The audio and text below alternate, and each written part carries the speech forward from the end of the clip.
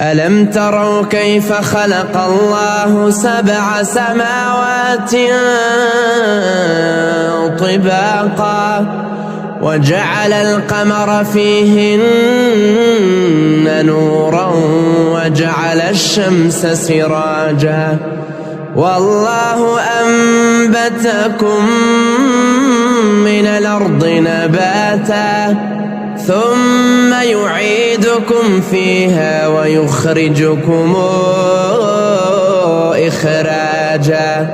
والله جعل لكم الأرض بساطا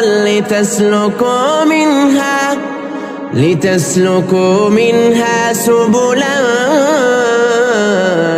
فجاجا قال نوح رب